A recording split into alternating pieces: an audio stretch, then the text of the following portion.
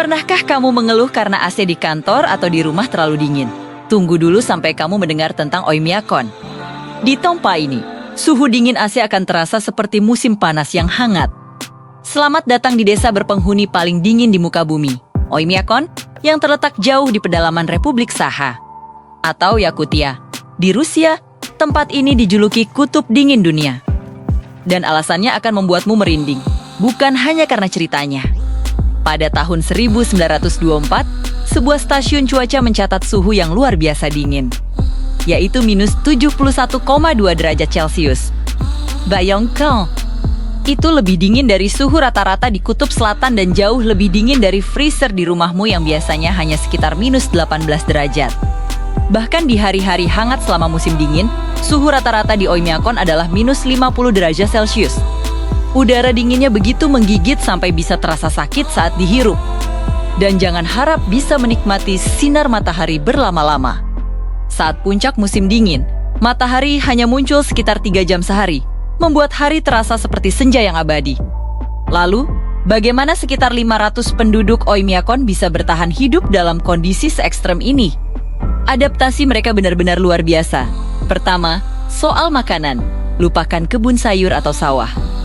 Tanah di sini membeku secara permanen, sebuah fenomena yang disebut permafrost. Jadi, menanam sayuran atau buah-buahan adalah hal yang mustahil. Diet utama penduduk lokal sebagian besar terdiri dari protein hewani. Mereka mengandalkan daging kuda, daging rusa kutub, dan berbagai jenis ikan.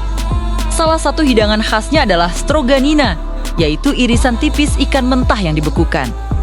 Mereka hanya mengirisnya dan langsung memakannya.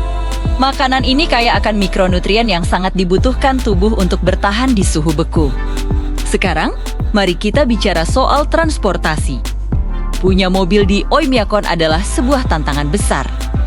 Jika kamu memarkir mobil di luar, mesinnya harus terus menyala, kadang-kadang selama 24 jam penuh. Kenapa? Karena jika mesin dimatikan, oli dan cairan lainnya akan membeku menjadi padat.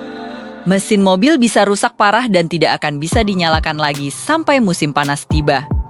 Banyak penduduk yang membangun garasi berpemanas khusus untuk melindungi kendaraan mereka dari hawa dingin yang mematikan. Tantangan tidak berhenti di situ. Teknologi modern pun menyerah pada dinginnya Oymyakon. Baterai ponsel atau kamera bisa habis dayanya hanya dalam hitungan menit setelah dibawa keluar ruangan. Bahkan tinta pulpen bisa membeku di tengah kalimat saat kamu mencoba menulis sesuatu di luar. Fotografer yang berkunjung ke sana harus sangat berhati-hati. Fokus dan zoom pada lensa kamera bisa macet karena membeku. Mengambil napas di dekat kamera saja bisa membuat embun napasmu langsung membeku di lensa dan merusak hasil jepretan. Kehidupan sehari di Oymyakon dipenuhi dengan tantangan unik yang mungkin tidak pernah kita bayangkan. Misalnya, masalah sanitasi. Karena tanahnya adalah lapisan es yang sangat keras, memasang pipa air di bawah tanah adalah hal yang mustahil. Akibatnya, sebagian besar rumah tidak memiliki toilet di dalam. Mereka menggunakan toilet tradisional di luar rumah, yang pada dasarnya adalah sebuah bangunan kecil dengan lubang di lantainya. Bisa kamu bayangkan betapa segarnya pergi ke toilet di suhu minus 50 derajat? Bahkan prosesi yang sakral seperti pemakaman menjadi tugas yang sangat berat. Untuk menggali liang lahat, dibutuhkan waktu berhari-hari. Prosesnya dimulai dengan menyalakan api unggun besar di atas tanah selama beberapa jam untuk mencairkan lapisan es permukaan. Setelah beberapa sentimeter tanah mencair, barulah mereka bisa mulai menggali. Kemudian, api dinyalakan lagi untuk mencairkan lapisan berikutnya. Dan begitu seterusnya sampai lubang cukup dalam. Ini adalah proses yang panjang, melelahkan, dan menunjukkan betapa kerasnya alam di sana. Ada juga aturan tak tertulis yang sangat penting untuk keselamatan. Salah satunya adalah jangan pernah memakai kacamata berbingkai logam di luar ruangan. Mengapa? Karena di suhu yang sangat dingin, logam akan menempel erat pada kulitmu. Saat kamu mencoba melepas kacamata, bingkai logam itu bisa merobek kulit di pipi atau hidungmu.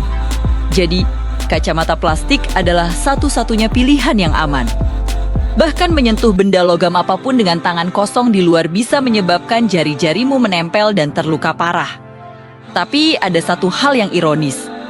Nama Oymyakon sebenarnya berarti air yang tidak membeku. Nama ini berasal dari sebuah mata air panas alami yang ada di dekat desa.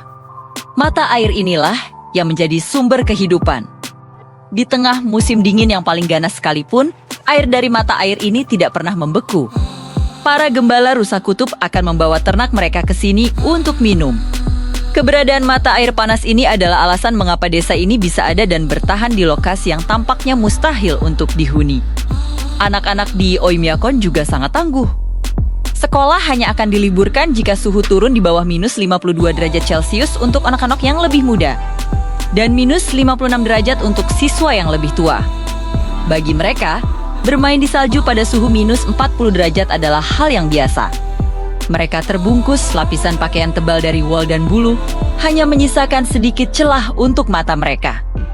Meskipun hidup di Oymyakon penuh dengan kesulitan, penduduknya sangat bangga dengan tempat tinggal mereka. Mereka memiliki ikatan komunitas yang kuat, saling membantu untuk menghadapi tantangan alam. Mereka telah mengembangkan pengetahuan turun-temurun tentang cara bertahan hidup, cara berpakaian, cara makan, dan cara menjalani hidup di salah satu lingkungan paling ekstrem di planet ini.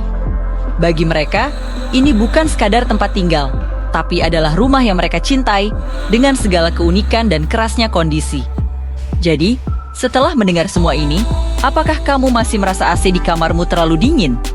Mungkin cerita tentang Oymyakon bisa memberikan sedikit perspektif baru. Ini adalah bukti nyata ketahanan dan kemampuan adaptasi manusia yang luar biasa dalam menghadapi kondisi alam yang paling brutal sekalipun. Bagaimana menurutmu? Apakah kamu cukup berani untuk mengunjungi tempat ini? Beritahu kami di kolom komentar ya.